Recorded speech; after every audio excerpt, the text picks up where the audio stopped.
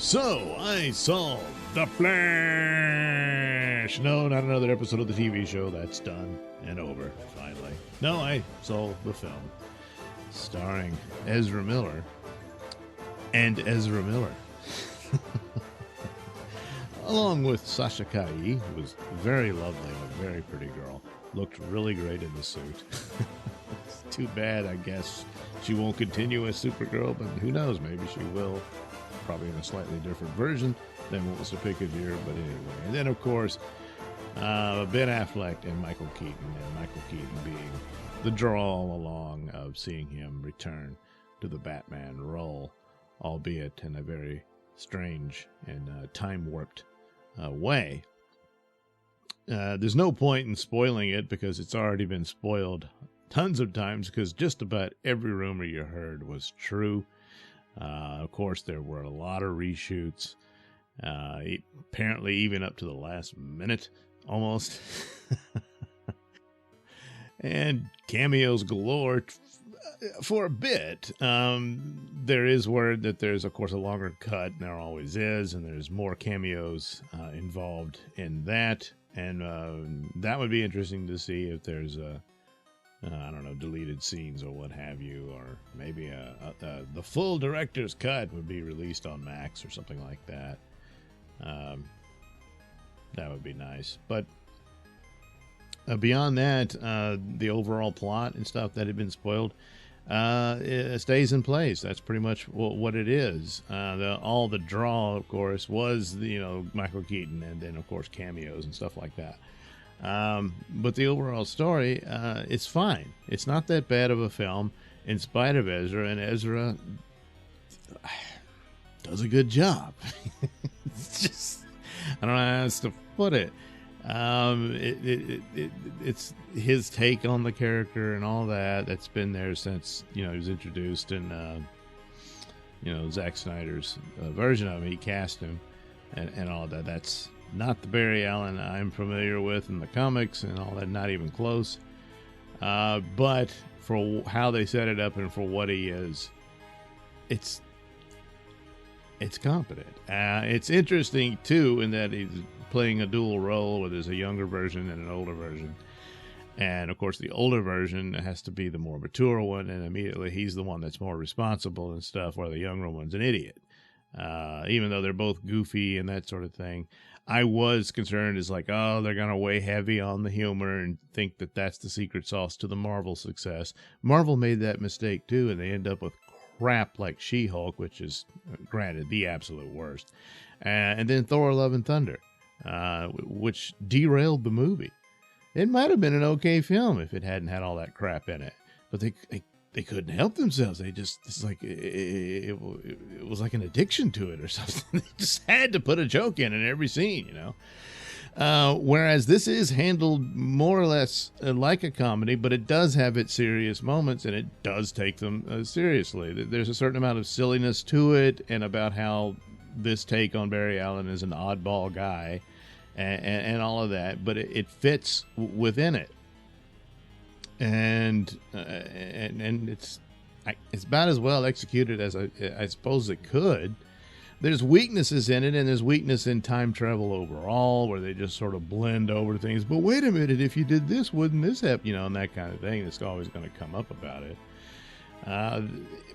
But because of the context of time, and even if there is a longer cut, I don't know if it would have done enough due diligence to land it, in the sense that you had to kind of rush Supergirl's story. Batman, of course, is the Michael Keaton version, rather, is there for the nostalgia and whatnot. So you don't really need a whole lot about his story. But in order to explain the plot, he has to explain it to. And hey, you keep messing with time, and this will happen because, well, Batman is really smart, world's greatest detective, and so he's for whatever reason, looked into the theory at some point in his life. And I guess the idea being that he dreamed of something like that in order to save his parents, But that's a bit dubious to consider that when there was no superpowers in his world. From the aspect of it, of multiverse shenanigans, is that even this world that Barry finds himself in, where his mother survived, is not his world, nor is it really the world of Michael Keaton or Supergirl. I think the suggestion here would be that they're from different timelines, but somehow this merged at this point. That really needs a little more explanation for how that works out. The opening scenes of his Justice League action with Batman and a brief little help from Wonder Woman is fine. There's some pretty spectacular scenes of Ben Affleck's Batman going into action. And I guess the blue into his mask and cape is because this is his daytime outfit. But it is a nod to Batman's appearance in earlier times, where they just flat out had him blue and gray for a while there, you know. But anyway, it's a spectacular scene. His scenes are just better. There's a lot of which the Flash rescues some people from this attack that they're dealing with, and yeah, it's pretty weak in a lot of ways. The CGI it's like it wasn't even finished. And the best super speed scene from a speedster was in the X-Men First Class with Quicksilver. And they're probably never, ever going to top that scene of what he did. And there's a lot of copying of that in this. But, you know, for what it is, okay, but really needed to work. Because I'm very forgiving of bad CGI. I sat through CW shows. And but even I could see that was pretty bad. The rest of it, it's not great, but it didn't really bother me that much. I guess and of course the final battle with the Kryptonians and everything. Some of that is kind of cool, but really I guess the rescue of Supergirl is probably better. And then it ends on kind of a pretty sad note, and just an acceptance of you're not really allowed to change time, although he does, even at the end of all that. But he figures, hey, it's only a little thing. And I guess they're just throwing that's the explanation for how it ultimately ends. And by now, everything's been spoiled about the third Batman who appears, and obviously will not be the Batman ongoing. There's really nothing here that gives you a peek of what's to come as far as James Gunn's DCU. And I would have thought they'd have put something in there, but they didn't. By now you all know George Clooney's in the film. He's the final Bruce Wayne you see at the end, and it's just for a gag. That's all it is, you know. And so it's just, oh my God, he's still stuck in another alternate version of his world. Everything else looks the same, but that's the...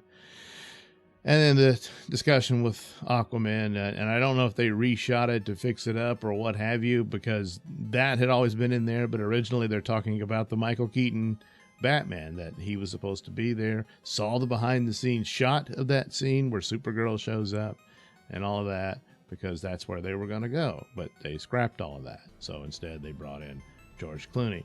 With Ben Affleck supposed to have gone on into the Aquaman film, I'm guessing they probably shot some scenes with him being there. So perhaps the scene would have been him and Barry, and that would have been the end of it. And as far as the Aquaman scene, might have been cut entirely, because I don't know that it would make any difference, you know. And perhaps Henry Cavill was supposed to have a scene, and perhaps maybe that's where he was going to be at the end. But unfortunately, that's gone too. Henry Cavill does not appear. He does appear in digital form, so there is that as far as the Speed Force and seeing alternate realities. And apparently in the longer cut, there's more of that. But there's Christopher Reeve and Helen Slater and George Reeves there, and Jay Garrick in the George Reeves world. There wasn't one, but just for shiz and giggles, they put one in there. So okay, he's the Golden Age Superman, you know. So, and then of course Nicolas Cage has his scene, and that's about it. But my guess is with a longer cut, maybe they had Linda Carter in there too and stuff like that, Oh, and Adam West, he does appear all very briefly. So, but overall, the main story is this time travel business of Barry meeting his younger self in this alternate reality where his mother never died, and that sort of thing. And it's, for the most part, done okay. It's just, of course, the problems of Ezra Miller's troubles and all that hangs a long, heavy cloud over this film, and so it might just do it in, and the interest in Michael Keaton might not be enough, and that's really only a pull for people my age and older, and maybe a little bit younger, but eventually it's like, that's a long time ago now for a lot of people who didn't exist when it happened. He did 2 films and that was it, and they're late 80s or 89 and what was it, 91 or so, that was it. So I don't know that that's enough, but it is its own story. It still takes of the multiverse idea that they explored in Spider-Man No Way Home, and that was the best one of this concept. This one, for now, I guess, is the second best. Doctor Strange was supposed to, they teased as if that was going to go, but it really doesn't. It's just really slapped in. So, yeah, The Flash is better than Doctor Strange Multiverse of Madness. So it's also better than just about all the Marvel movies they've had since Endgame, and with Spider-Man being the exception and the rest of them being just awful. So, and it's better than the Shazam movie, even though I was kind to that, and I don't think it deserved to be completely ignored like it was, but they've announced it means nothing. Plus, it was supposed to come out after The Flash because The Flash changed everything. So, they're just putting these movies out. They're done, and they don't go anywhere, and all of that. So, that's the situation it is. They've hyped up The Flash as much as possible in the hopes that it'll make them some money, but that probably won't work either. But all in all, I thought it was an okay film. It's not great, but it's not horrible.